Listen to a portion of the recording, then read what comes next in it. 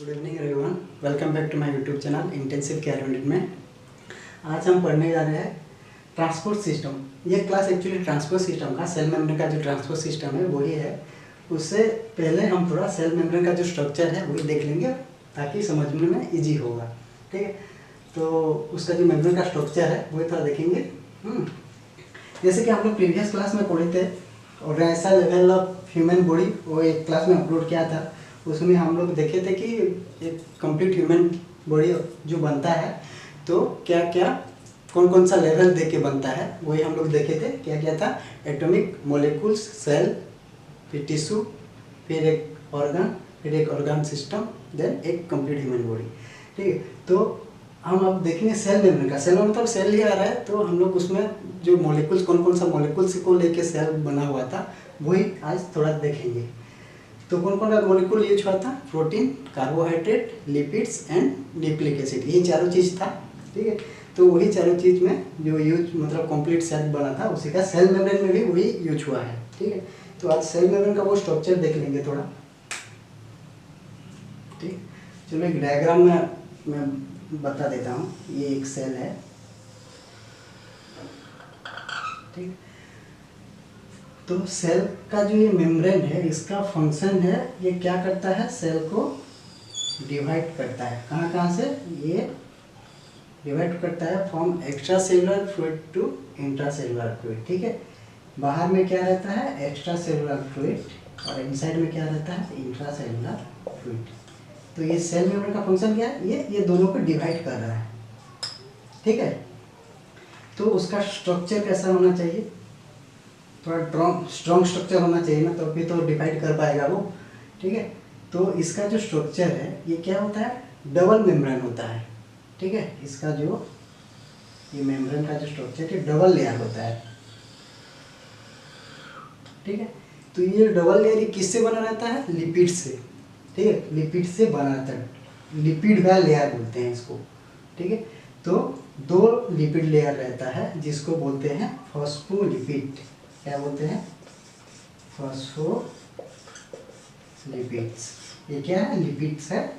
तो फॉस्फोलिपिड्स एक टाइप का लिपिड है जिसमें सेल मेम्ब्रेन बना हुआ है। तो दो लेयर बोला, two layers of phospholipid, two layers of phospholipid. तो ये सेल मेम्ब्रेन का पूरा तो नहीं, एक छोटा वाला ये वाला एक हिस्सा। ठीक है, एक जूम करके देखेंगे, मतलब उसका एक हिस्सा जूम करके देखेंगे कैसा स्ट्रक्चर है अंदर। ठीक है, ये फॉस्फोलिपिड लेयर है वो कैसे उधर बना हुआ है। तो ये वाला हिस्सा को हम लोग इधर कैप्चर कर लेते हैं। ठीक है, ये सेल है, हम लोग ये वाला हिस्सा को देखेंगे आज। ठीक है, डबल लेयर होता है। तो डबल लेयर जो फॉस्फोलिपिड लेयर होता है उसमें एक हेड होता है, एक पोलर पार्ट होता है और एक टेल। हेड को पोलर पार्ट बोलते हैं। ठीक है, और एक होता है टेल। ठीक है, उसका जो स्ट्रक्चर होता है, एक हेड और इसको पोलर पार्ट बोलते हैं और ये टेल। ठीक है, ये स्ट्रक्चर रहता है। तो उधर चलो डायग्राम में देखते हैं।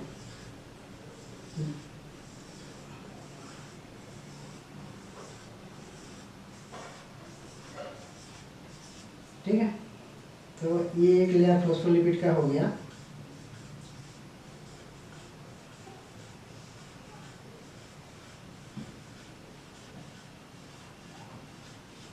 और एक लेयर हो गया ये। ठीक है, डबल लेयर हो गया ये।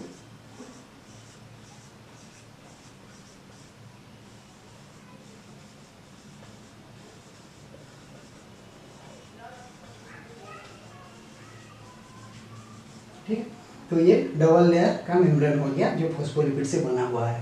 ठीक, तो ये जो पोलर पार्ट है, हेड पार्ट जिसको बोलते हैं, ठीक, ये पानी की तरफ रहता है। इधर अंदर भी पानी है, इंट्रासेलुलर फ्लूइड, बाहर भी पानी है, एक्स्ट्रासेलुलर फ्लूइड।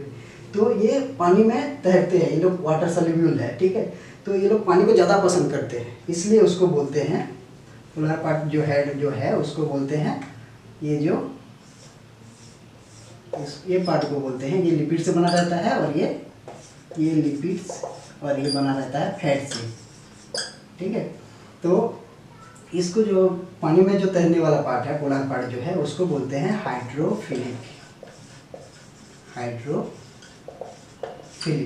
हाइड्रो मतलब पानी, फिलिक मतलब लविंग, ठीक है। और वाटर लविंग बोलते हैं, वाटर को ये लोग पानी को ज़्यादा पसंद करते हैं, ठीक है। ये कौन सा हो गया, हेड पार्ट व पोलर पार्ट। अभी ये जो टेल पार्ट है जो फेड में बना हुआ है, फेड से बना हुआ है, उसको बोलते हैं हाइड्रोफोबिक।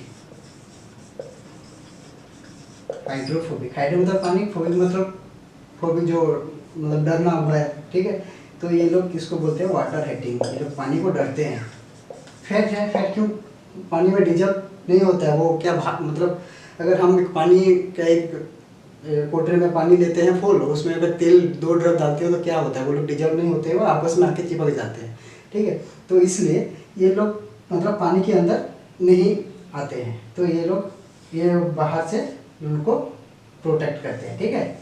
ये फैट को, ये दोनों पोलर पार्ट, ठीक है, हो गया। यही स्ट्रक्चर है, ज़्यादा डीप में नहीं जाएंगे, उसमें तो और ही है। इसके अंदर उसके बीच बीच में रहता है हमारा जो कोलेस्ट्रॉल का, हाँ, कोलेस्ट्रॉल का एक ये रहता है, लेयर रहता है, ठीक है। वो सब नहीं देखेंगे हम, तो ट्रांसपोर्ट सिस्टम देखने वाले हैं, तो ये थोड़ा उसका स्ट्रक्चर देख लिया, ठीक है। कैसे सब्सटेंसेस क्रॉस करेगा वो ही देखेंगे, ठीक है। इसके ये लिपिड वाले लेयर में कैसे एक्स्ट्रा सेलुलर फीड से इंट्रा सेलुलर फीड में कैसे सब्सटेंसेस क्रॉस करेगा वो ही देखेंगे, ठीक है। तो कौन कौन सा सब्सटेंसेस इजीली क्रॉस कर पाएगा, कौन कौन सा सब्सटेंसेस नहीं कर क्रॉस कर पाएगा ये लेयर को, ये दो जो लेयर है, जो सब्सटेंसेस लिपिड डिजॉल्व कर पाएगा, हाँ, और जो सब्सटेंसेस लो मोलिकुलर वेट और no charge,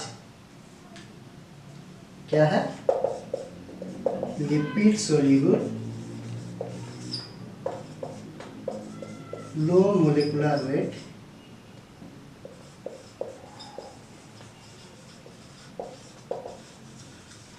no charge ion.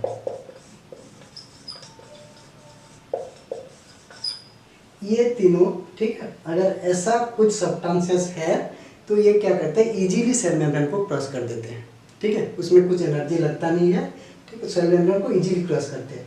तो उसका अपोजिट क्या है, जो लिपिड सोल्यूबल नहीं होगा, ठीक है, जिसका मोलिकुलर वेट ज़्यादा होगा, ठीक है, जो आयन चार्ज होता है, ठीक है, मतलब पोटासियम, सोडियम, ये सब क्या है, आयन चार्ज है, तो ये लोग नहीं इजीली क्रॉस नहीं कर पाते हैं, ठीक है। तो ये जो ट्रांसपोर्ट सिस्टम का 3 पार्ट्स है, वही 3 पार्ट्स हम देखेंगे, मतलब डिफ्यूजन, सिंपल डिफ्यूजन, वही जो सुना होगा वही थोड़ा देख लेंगे, कैसे एग्जांपल देके मैं बोल दूंगा कैसे क्रॉस करते हैं, ठीक है। ये क्लास कहाँ पे हम लोग को हेल्प करेगा, सपोज हम लोग जिस दिन हम तो बोले थे कि डिजीज का डिस्कशन करेंगे, उसमें पैथोफिजियोलॉजी देखेंगे, हाइपोनेट्रीमिया, हाइपरकैलेमिया, ये डिजीज में ये ट्रांसपोर्ट सिस्टम हम लोग को अगर ये समझ में आ गया तो वो वाला हम लोग इजीली समझ पाएंगे, उसका पैथोफिजियोलॉजी, डिस्पेरिथमिया, कार्डियक एरिथमिया, ये सब जो वही देखेंगे, उसमें समझ में आएगा ये अगर अच्छा से समझ लिया तो, ठीक है। तो अभी देखने वाले हैं वो जो टाइप, कितना टाइप का है ट्रांसपोर्ट सिस्टम का। हाँ, ट्रांसपोर्ट सिस्टम का बेसिकली है, अब हम तो जो सिंपल है, जो बेसिक्स है वही देखेंगे, ठीक है। क्या क्या है, सिंपल डिफ्यूजन, फैसिलिटेटेड डिफ्यूजन,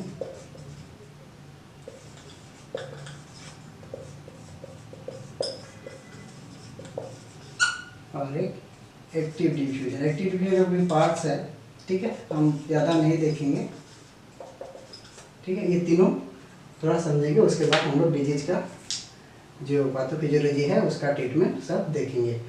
मतलब हम लोग जो हाइपरकैलेमिया जो होता है तब हम क्या करते हैं, डेक्सट्रोज इंसुलिन देते हैं, ठीक है। तब कौन सा मतलब ट्रांसपोर्ट सिस्टम यूज होता है जो हाइपरकैलेमिया रिड्यूस होता है, वही डिजीज में ये सब हेल्प करेगा हम लोग को, ठीक है। तो सिंपल डिफ्यूजन क्या है, डिफ्यूजन का मतलब क्या है, पहली बात है डिफ्यूजन का मतलब क्या है। डिफ्यूजन मतलब substances diffuse from higher concentration to low concentration, ठीक है। मतलब जहाँ पे सब्सटेंसेस ज़्यादा है और एक जगह पे, सपोज यहाँ पे एक पानी का जार है, 2 पानी का जार है, ठीक है। तो इधर कॉन्सेंट्रेशन ज़्यादा है और इधर कम है, ठीक। तो वही सब्सटेंसेस जहाँ पे हायर कॉन्सेंट्रेशन है और जहाँ पे लो कॉन्सेंट्रेशन उसी तरह मूव करेगा तो उसको बोलेंगे डिफ्यूजन, ठीक है, उसको बोलेंगे डिफ्यूजन। तो सेल के अंदर जो सिंपल डिफ्यूजन होता है, मैं उसका एग्जांपल दे के बोल दूंगा आज क्या क्या कैसे होता है, कौन सा सब्सटेंस सिंपल डिफ्यूजन में होता है, ठीक है। तो ये एक सेल हो गया, मैं सिंपल डिफ्यूजन का एग्जांपल दे रहा हूँ, ठीक है। तो सेल तो डबल लेयर है। क्या होता है, हम लोग का हम जो ऑक्सीजन लेते हैं, ब्लड में ऑक्सीजन का कॉन्सेंट्रेशन ज़्यादा रहता है। कहाँ पे? एक्स्ट्रा सेलुलर फ्लूइड पे। एक्स्ट्रा सेलुलर फ्लूइड में ऑक्सीजन का कॉन्सेंट्रेशन ज़्यादा है, ठीक है। और इंट्रा सेलुलर फ्लूइड में ऑक्सीजन का कॉन्सेंट्रेशन कम है। तो ये जो जहाँ पे ज़्यादा है वो उसको सेल के अंदर आना चाहिए, ठीक है। To be shift from extracellular fluid to intracellular fluid. तो ये जो होता है, ऑक्सीजन क्या है? ऑक्सीजन एक लो मोलिक्यूल है, लो मोलिक्यूल, इसका ऑक्सीजन का लो मोलिकुलर वेट है, ठीक है। और ये लिपिड सोल्यूबल भी है। तो इसको कुछ एनर्जी चाहिए? नहीं चाहिए। इसको क्या चाहिए? वो सिंपली सेल मेम्ब्रेन को क्रॉस करेगा, ठीक है। तो ऑक्सीजन का जो हमारे एक्स्ट्रा सेलुलर फ्लूइड में ज़्यादा है कॉन्सेंट्रेशन, तो ये क्या हुआ? सिंपल डिफ्यूजन, ठीक है। तो इसमें कुछ एनर्जी यूज नहीं होता है और ये इजीली सेल मेम्ब्रेन को क्रॉस करके आता है, ठीक है। मतलब extracellular fluid to intracellular fluid को इजीली क्रॉस करके आ जाता है।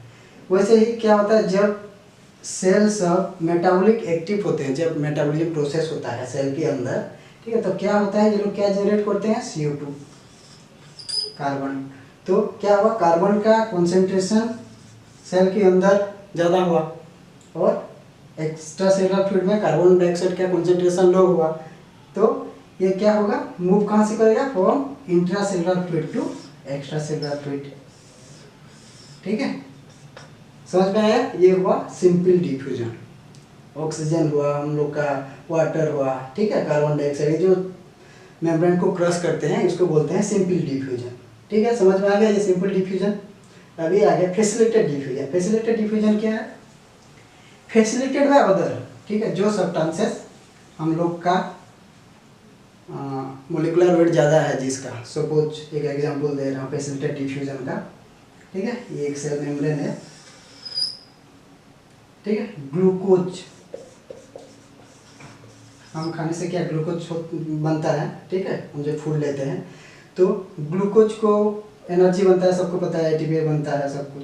तो ग्लूकोज जब हम खाना खाते हैं तो क्या होता है, हमारा एक्स्ट्रा सेलुलर फ्लूइड में जब सिस्टमिक सर्कुलेशन में ग्लूकोज का कॉन्सेंट्रेशन ज़्यादा आ जाता है तब उसको सेल के अंदर आना पड़ेगा, ठीक है, और मेटाबॉलिज्म उसका एनर्जी प्रोड्यूस के लिए।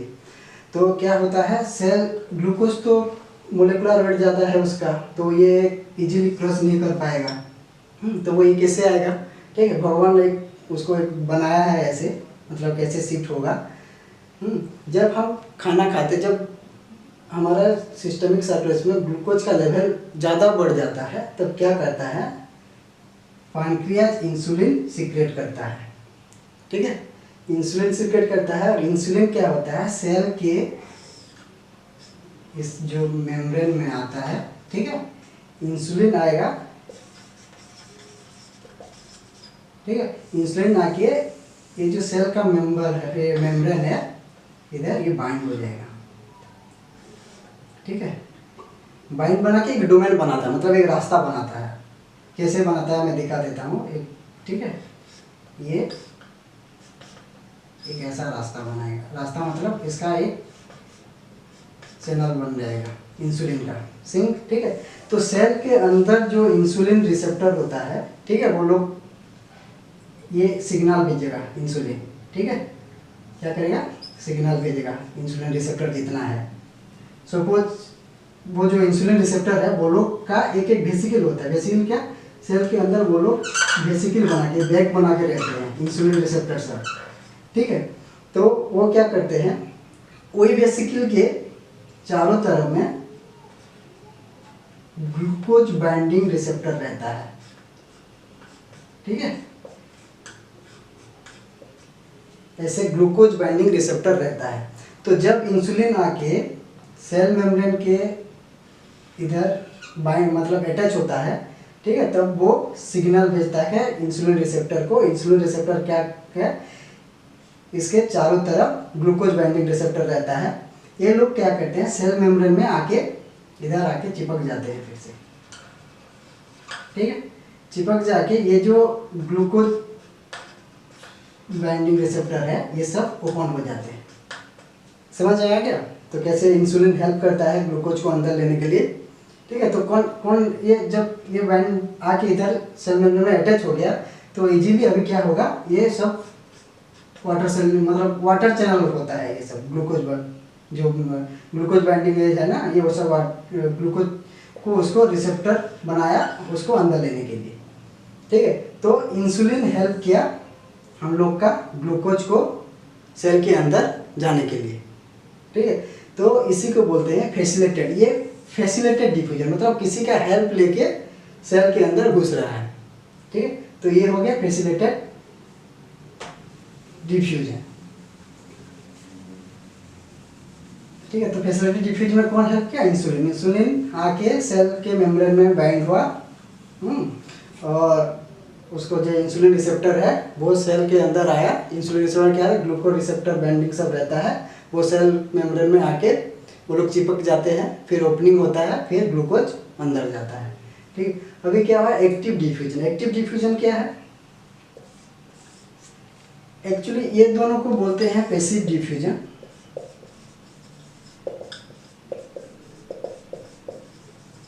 ठीक है।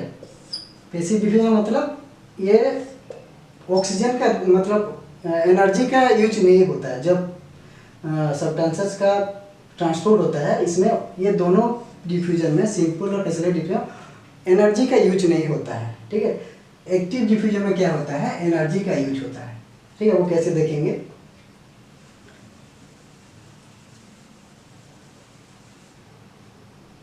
ठीक है। सपोज ये सेल मेम्ब्रेन डबल लेयर वाला, ठीक है। एक्टिव डिफ्यूजन में क्या होता है, सोडियम पोटेशियम ये लोग का क्या है, पॉजिटिव आयन चार्ज होता है, ठीक है।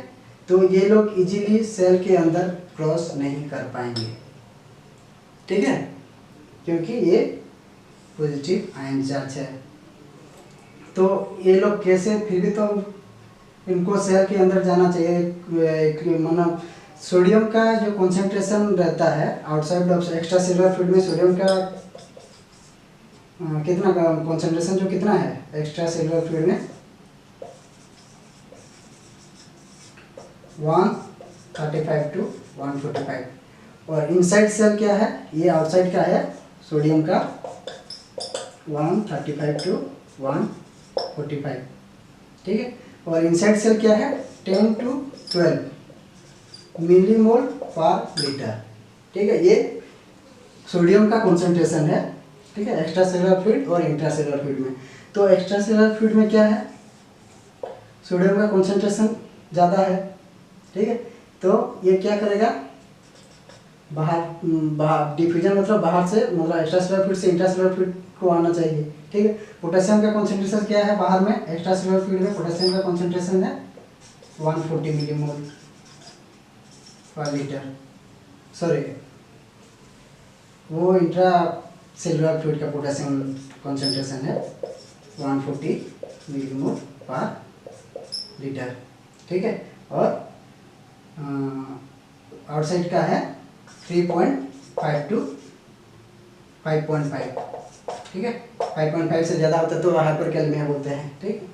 तो यही है उसका कॉन्सेंट्रेशन, नहीं है। तो अभी देखेंगे ये जो एक्टिव डिफ्यूजन है ये कैसे काम करता है सेल मेम्ब्रेन में।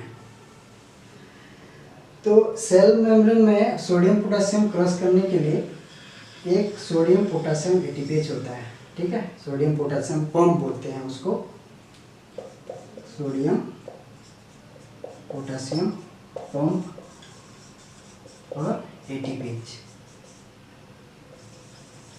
ठीक है, ATPase। तो ये सोडियम पोटेशियम पंप जो होता है ये सेल मेम्ब्रेन में रहता है। कैसे रहता है देखो, सपोज ये एक सोडियम पोटेशियम पंप है, ठीक है। इसका क्या होता है,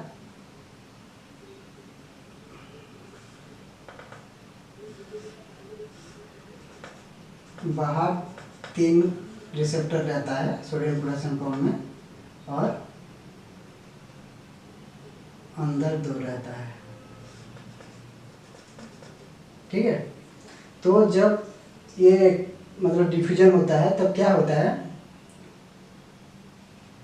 नहीं इसका जो है अंदर 3 रिसेप्टर रहता है और बाहर 2 रिसेप्टर रहता है, ठीक है। तो क्या होता है, एक्स्ट्रा सेलुलर फ्लूइड से पोटेशियम 2 बाइंड होता है और सोडियम 3 बाइंड होता है, ठीक है। तो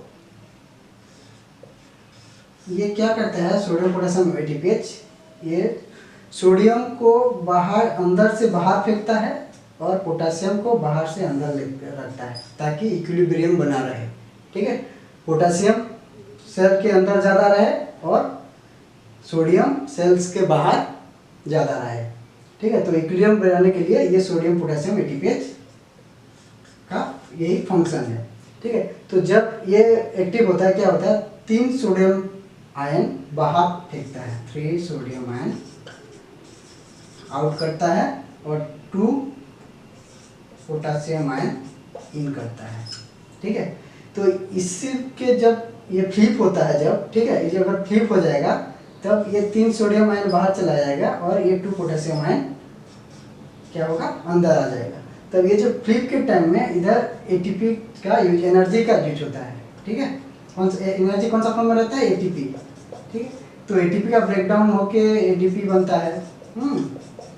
तो जब ये ब्रेकडाउन होके एनर्जी यूज होता है तो उसीलिए उसको बोलते हैं एक्टिव डिफ्यूजन, ठीक है। समझ में आ गया, ये थोड़ा बहुत डिफिकल्ट क्लास है ट्रांसपोर्ट सिस्टम का।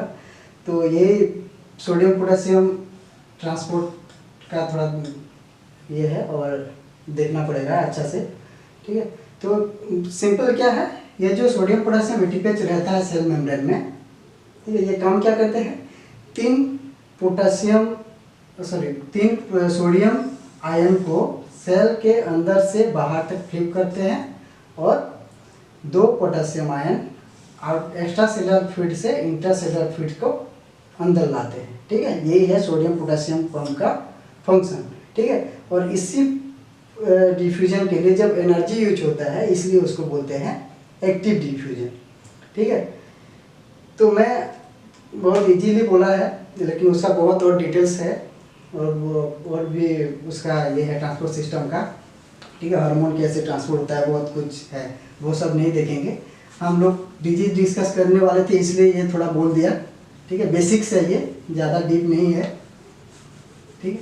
तो नेक्स्ट क्लास में, आज का क्लास में इतना था, नेक्स्ट क्लास में हम लोग देखेंगे प्रोटीन का सीगमेंट। थोड़ा सोच रहा हूँ उसके क्लास एक बना दूंगा कि सेल के अंदर प्रोटीन कैसे बनता है और कैसे सीगमेंट होता है सेल से आउटसाइड, कैसे यूटिलाइज होता है।